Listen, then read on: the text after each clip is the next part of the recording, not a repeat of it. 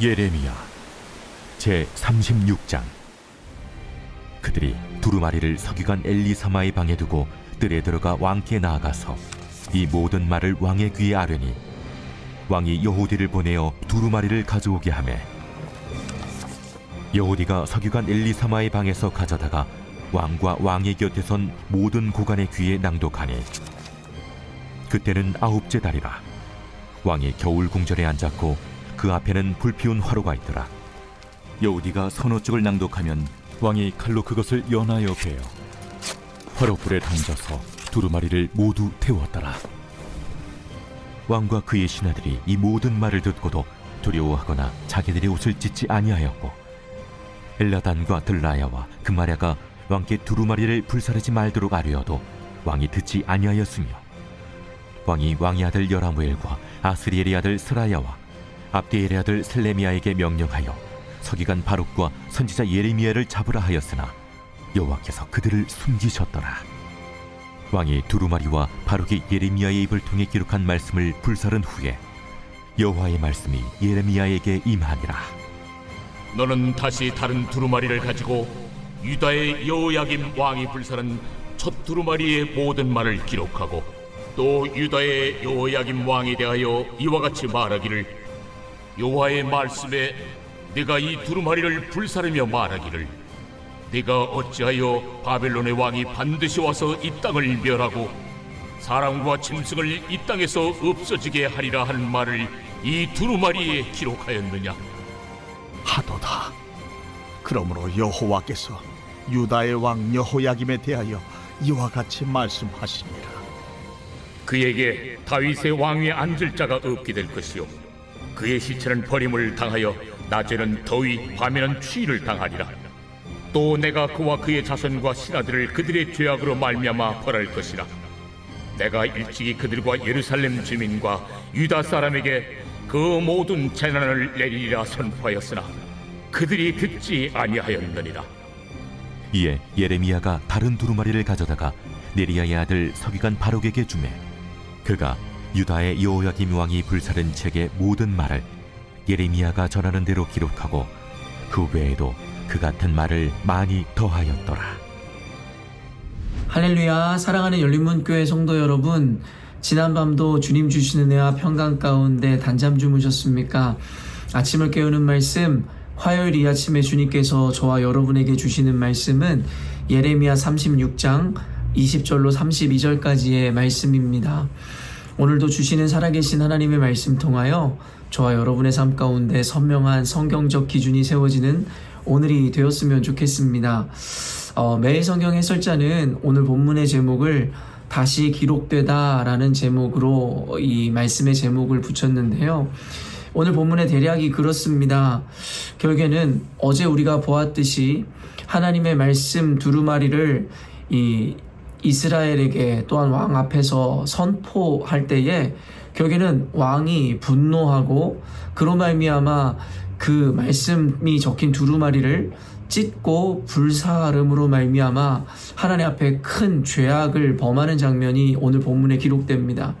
그럼에도 불구하고 결국에는 그 찢어지고 불살라진 그 말씀의 두루마리의 내용에 대하여 다시 하나님께서는 예레미야를 통하여 이 바룩에게 명하여 그 두루마리에 다시금 그 말씀, 태워진 말씀을 다시 기록하게 하시는 장면들을 오늘 본문에 기록하고 있습니다. 그런 의미에서 그 말씀이 다시 기록되다 라는 의미에서 매일 성경의 해설자는 이와 같은 제목을 붙인 것 같습니다.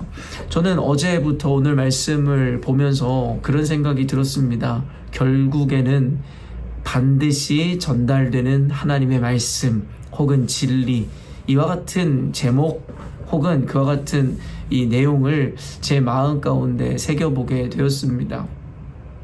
제가 여러분에게 이야기한 것처럼 결국에 분명히 반드시 하나님의 말씀은, 진리는 전달되게 되어 있습니다.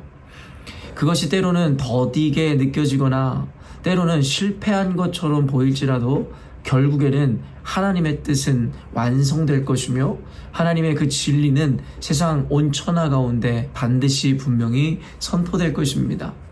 어제 말씀의 대략을 우리가 함께 보았지만 구금된 상태에 있었던 예레미야에게 하나님의 영이 임하심으로 그에게 말씀하시죠. 그리고 예레미야는 구금된 상태였기에 그 말씀을 자유롭게 기록할 수 없기에 바룩이라는 이를 통하여, 서기관 바룩을 통하여 그 말씀을 두루마리에 기록합니다. 그리고 또한 그를 통하여 왕과 많은 백성들 앞에서 그 두루마리에 적힌 말씀을 선포하게 되죠. 저는 여기에서부터도 하나님의 놀라운 섭리 내지는 멈추거나 막을 수 없는 그 진리의 선포에 대한 의미를 생각합니다. 지금 선지자 예레미야는 비록 갇혀서 구금된 상태에서 자유롭게 하나님의 말씀을 선포할 수도, 또한 하나님의 말씀을 기록할 수도 없는 상태이지만, 하나님께서는 그가 감옥에 구금되어 있기에 결국에는 바룩이라는 동역자를 통하여 그 말씀을 기록하게 하시고 대신 선포하게 하시더라는 것이죠. 그런데 여러분, 어떤 일이 일어납니까? 결국에는 그 말씀의 선포를 통하여 왕과 그를 추종하는 자들은 분노하여 결국에는 그 왕이 그 말씀 두루마리를 찢고 그리고 불태워 버리더라는 것이죠. 결국엔 여러분, 저는 어제부터 오늘의 이 내러티브를 보면서 전체적인 그 복음의 전파의 과정과 그리고 그 가운데 일어나는 이 필연적인 어떠한 상황에 대해서 저는 그대로 보게 되는 것 같습니다. 진리가 선포될 때에 우리가 성경 여러 내러티브를 통해 보게 되듯이 꼭 그 진리를, 그 말씀을 방해하거나 그로 말미암아 분노하는 이들, 또 그로 인하여 그 말씀을 폐하려는 자들이 분명히 난다라는 것이죠. 가만 생각해보면 그들이 그렇게 격노하거나 격분할 필요가 없을 텐데 말입니다. 어제 말씀을 통해서도 보았지만 하나님께서는 그 심판에 대한 메시지를 남기시죠. 그들의 죄악으로 말미암은 것입니다. 그러나 분명한 것은 지금까지의 말씀을 통해 보여주시지만 하나님께서 이스라엘을 심판하시고 그들을 바벨론의 손에 넘기시는 이유는 단순합니다. 그들을 고치시고 수리하심으로 그들을 회복시켜 하나님의 백성이 되게 하기 위한, 결국엔 하나님의 큰 그림 안에서 이루어지는 그 과정일 뿐이라는 것이죠. 그런 의미에서 우리에게 회개를 명하거나 혹은 우리 가운데 우리의 죄악을 드러내시는 그 하나님의 말씀으로 인하여 우리가 수치를 느낄 필요도, 지나치게 분노할 이유도 없다라는 것이죠. 왜요? 하나님께서는 결국엔 그 목적하신 바 우리를 죽이고자 하는 것이 아니라 살리고자 하며, 우리를 수치 가운데 던지고자 하는 것이 아니라 도리어 수치에서 영광으로 우리의 삶을 이끌기 원함이시기 때문이죠. 그러나 여러분, 이 복음이 전파되어지고 그로 말미암아 구원이 선포되어도 여러분, 그로 말미암아 듣는 이들이 있는가 하면 누군가는 분노하고 그로 말미암아 귀를 막아 전하는 선지자나 사도들을 죽이고 그 말씀을 폐하려고 하는 이들이 있더라는 것이죠. 이것은 단순히 논리의 문제가 아니라 영적인 문제라는 것을 우리는 너무나 잘 알고 있습니다. 무엇이 그들의 눈이 뒤집혀지게 하고 그들의 마음에 이처럼 분노가 일어나게 하는 것입니까? 사실 그 내용의 면밀히 그렇게 기분 나쁘거나 그들을 그렇게 분노하게, 그래서 작정하여 사도들이나 선지자들이나 말씀 전하는 자들을 죽이려고 하기까지 그렇게 악한 마음을 가질 이유가 전혀 없는 내용들입니다. 근데 결과론적으로 여러분, 우리 역사를 보고 성경의 기록을 보면 그런 이들은 왜 그런지 그렇게 화가 나 있고 분노하여 결국에 말씀을 폐하고 그들을 죽이려 하더라는 것이죠. 그리고 이 진리가 선포되는 곳에는 결국엔 두 가지 반응이 늘 나타납니다. 22절 보면 여우디아가 선호 쪽을 낭독하면 왕이 칼로 그것을 연하여 베어 화로불에 던져서 두루마리를 모두 태웠더라. 결국엔 그 말씀이 낭독되는 가운데 그 왕은 그 분노로 인하여 그것을 칼로 베어 화로불에 던져 두루마리, 하나님의 말씀을 감히 불태워버리더라는 거죠. 근데 그 뒤에 이어지는 이들의 반응에 저는 잠깐 주목했는데요. 24절 보면 왕과 그의 신하들이 이 모든 말을 듣고도 두려워하거나 자기들의 옷을 찢지 아니하였고, 결국엔 그 말씀 두루마리에 적혀져 있는 기록된 하나님의 말씀을 선포하였지만 왕과 그 신하들은 그 말을 듣고 여호와의 말씀으로 인해 두려워하거나 회개하고자 하는 마음, 옷을 찢는다라는 것은 통회하며 회개함을 의미하는데 전혀 반성하거나 회개할 생각 따위가 없더라는 것이죠. 그리고 왕이 그 두루마리를 태우는 장면을 보면서도 여러분 누구도 그로 말미암아 두려워하지 않더라는 거예요. 이를 통해서 보여지는 게 무엇입니까? 하나님의 말씀에 대하여 두렵고 떨림으로 받아내지를 못할 뿐만 아니라 이와 같은 이유는 결국엔 하나님의 살아계심에 대하여 그들은 받아내고 있지 않음을 분명히 보여주더라는 것이죠. 그러나 또 연이어 나오는 25절 보면 엘라단과 들라야와 그마랴가 왕께 두루마리를 불사르지 말도록 아뢰어도 왕이 듣지 아니하며, 결국에는 그 가운데서도 그 두루마리를 태우지 말라고 하나님의 말씀을 그와 같이 경히 여기지 말라는 고관들의 청이 있었다라는 것이죠. 결국엔 여러분, 아무리 시대가 어둡고 교회가 무너지는 것 같은 이 순간에도 하나님은 곳곳에 남은 교회, 남은 자들을 세워 하나님의 진리를, 하나님의 말씀을 보존케 하시고 또한 그것을 만천하에 드러나게 하신다라는 것이 성경 전체에 깔려져 있는 하나의 내용입니다.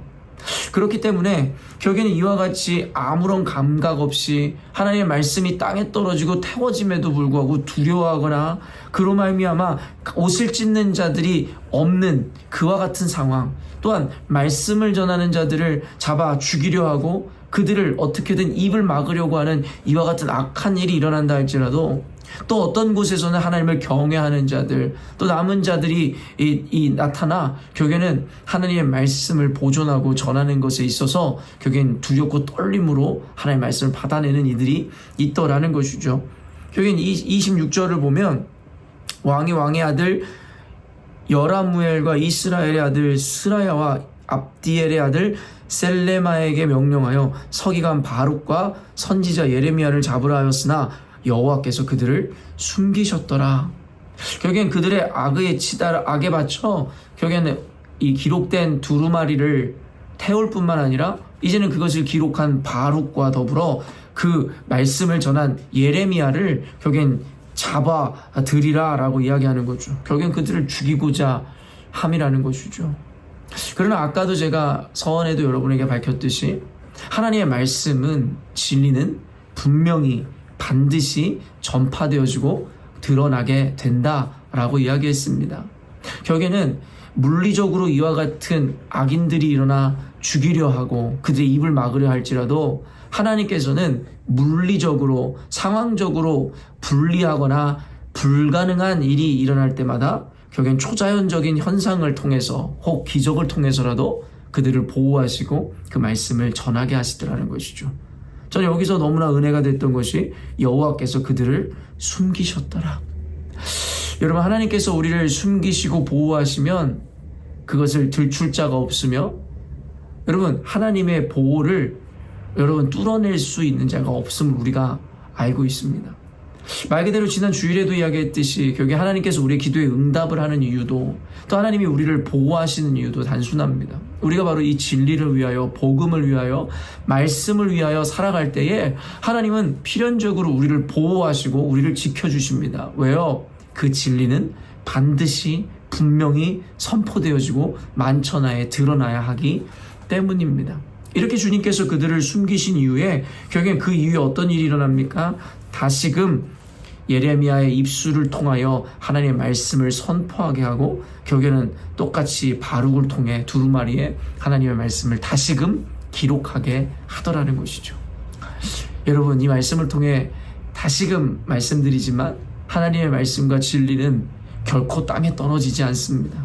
아무리 시대가 어둡고 악인들이 여러분 넘쳐나 그 말씀을 전하는 교회, 그리고 말씀을 전하는 자의 입을 막으려 하고 어떠한 방법을 동원해서라도 핍박하여 그들을 무너뜨리려 할지라도 결국엔 살아계신 하나님께서는 그 진리와 그 말씀을 드러내기 위하여 결코 교회를, 그와 같은 자들을 무너지게도 망하게도 하지 않는다는 것입니다. 필연적으로 핍박과 고난과 악인들로 인한 여러분 여러 가지 역경은 있을지라도 하나님의 말씀은 하나님의 은혜는 반드시 승리하고 우리의 삶을 온전한 길로 인도한다라는 것이죠. 마지막으로 저는 그런 생각이 들었습니다. 하나님께서는 우리가 온전한 복음 안에 진리 안에 있을 때 우리를 보존하시고 지키셔서 그 말씀을 증거하게 하십니다. 반드시 전파되게 하시는 하나님의 역사인 것이죠. 근데 이와 같은 개념을 또 다른 차원에서 생각해 보니 만약에 하나님의 말씀과 진리를 아는 우리가 그것을 전하지 않는다면 여러분 어떻게 될까요? 여러분 저는 이 모르드게가 에스더에게 했었던 그 이야기들을 기억합니다. 여러분도 아시겠지만 여러분 이 모르드게와 그 일족 유대인들이 왕에 의하여 결국에는 완전히 말살당할 위기에 처해 있었습니다. 그때에 모르드게가 이 황후였던 에스더에게 왕에게 나아가서 이 억울한 일들을 그리고 이와 같은 일들을 이야기하고 청하라고 이야기하죠. 부탁을 하죠. 그때 에스더가 고민을 합니다. 왜냐하면 왕이 부르지도 않았는데 그때 예법에 의해 황과 먼저 왕을 아련하기를 원한다는 것은 잘못하면 죽을 수도 있는 엄한 중범죄이기 때문이었습니다. 그래서 조금은 부담스러워 주저하고 있었던 에스더에게 모르드게가 그와 같은 이야기를 했었던 것이 불현듯 기억이 났습니다. 만약 네가 왕에게 나아가 이것을 전하거나 이와 같은 청을 하지 아니하면 하나님께서는 너가 아닌 다른 자들을 통해서 다른 통로를 통해서라도 유대인들을 반드시 보존하시고 살리실 것이다. 다만 너와 너의 가문은 하나님으로부터 그 책임을 면치 못하게 될 것이다 라고 이야기하죠. 여러분 저는 여기서 모르드게가 갖고 있었던 그 기본적인 개념과 믿음, 신뢰를 봅니다. 무엇이냐면 사람이 중요한 것이 아니라 하나님께서 유대인들 그 이스라엘을 살리시고 보존하고자 하는 하나님의 의지와 그리고 하나님의 능력을 모르드게는 신뢰하고 믿고 있었던 것이죠. 그렇기 때문에 에스더 황후를 통해서 그 일을 하면 좋겠지만 혹 에스더가 그것을 거절한다 할지라도 하나님께서는 에스더가 아니라도 분명히 어떤 방법을 통해서라도 이스라엘을 구원하실 수 있다라는 것이죠. 그러나 말씀을 아는 자들로서 혹은 그와 같은 책임을 맡은 자들로서 사명을 가진 자로서 그 일을 감당하지 않으면 그 책임은 오롯이 당신에게 돌아갈 것이다 라는 이야기가 이 모르드게를 통해 에스더에게 전달된 것입니다. 여러분 어쩌면 이 시대의 교회에게도 하나님께서는 이와 같은 의미를 전하고 있는지도 모르겠습니다. 진리 위에 온전히 세워지고 진리를 아는 교회는 하나님께서 반드시 지키시고 보호하실 것입니다. 왜요? 말씀은 반드시 분명히 전파되고 그리고 드러나야 하기 때문입니다. 그럼에도 불구하고 역으로 우리가 이 개념을 생각해 볼 때 만약에 진리를 알고 말씀을 알고 있는 우리가 입을 닫고 함구하고 멈춰서고 주저한다면 하나님께서는 우리가 아닌 다른 사람을 통해 우리 교회가 아닌 다른 교회를 통해서도 반드시 그 진리를 전하게 할 것입니다. 그러나 아는 자들로서 미리 맛본 자들로서 그 사명을 감당하지 않은 교회와 그 자들은 반드시 그에 합당한 책임을 하나님께서 물으실 거다라는 것을 우리는 잊지 않아야 한다라는 것입니다. 사랑하는 성도 여러분, 늘 농담 반 진담 반 여러분들에게 이야기하지만 우리는 여러분 돌아가기에는 너무 멀리 온 자들입니다. 그리고 건널 수 없는 강을 건넌 자입니다. 그리고 돌아가서도 다시 건너가서도 안 되는 자들입니다. 왜요? 우리는 진리를 알았고 옳은 길로 나아가고 있기 때문입니다. 그렇기 때문에 우리에겐 전진만 있을 뿐 후퇴라든가 멈춰서는 것은 있을 수가 없다라는 것입니다. 그렇기 때문에 우리 열린문교회를 통해 하나님의 진리를, 말씀을, 은혜를 맛본 우리들이라면 이제는 반드시 분명히 전해져야 되는 그 진리와 말씀 선포 사역을 위하여 우리는 하나님 앞에 믿음으로 담대히 나아가야 하는 것입니다. 그때 주님께서는 그를 위하여, 이를 위하여 우리를 보호하시고 지키시고 은혜와 힘과 능력을 공급해 주실 것입니다. 그러나 알고도 우리가 맛보고도 하나님의 말씀과 진리를 감추는 자들이라면 하나님께서는 그 책임을 결코 모른다 하지 아니하고 우리들에게 그 책임에 대하여 물으실 거라는 것, 그것이 성경 전체에서 교회를 향하여 하신 하나님의 아주 엄중한 경고이며 하나님의 부탁임을 잊지 않으셨으면 좋겠습니다. 오늘도 여러분 각자가 처한 상황 가운데서 오늘 말씀을 비추어 반드시 분명히 전달돼야 하는 그 말씀과 진리 앞에 타협하지 않고 온전히 드러내시고 전하시는 저와 여러분 되었으면 좋겠습니다. 함께 기도하겠습니다. 사랑하는 주님, 오늘 말씀 통하여 하나님 우리로 하여금 깨닫게 하시는 은혜가 있음이라 확신합니다.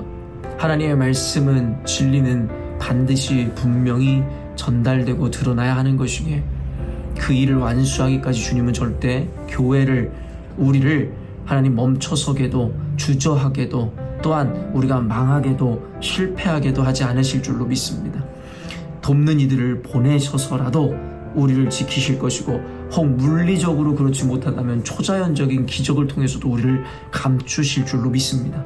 하나님 아버지, 주를 의지함으로, 말씀을 의지함으로 담대히 나가는 우리 열린문교회 성도들 되게 하여 주시고 오늘도 누구를 만나든 어디를 가든 반드시 전해야 하는 책임을 맡은 자로서, 그 사명자로서 진리에 부끄럽지 않은 삶을 살아가게 하시며 또한 우리 삶을 통해 하나님의 말씀을, 진리를 드러내는 우리들 되게 하여 주시옵소서. 그렇게 하실 주님 도와주시고 함께 하실 주님을 찬양하며 예수님의 이름으로 기도합니다. 아멘. 사랑하는 열린문교회 성도 여러분, 오늘도 주님께서 주시는 사명의 날을 우리가 맞이하였습니다.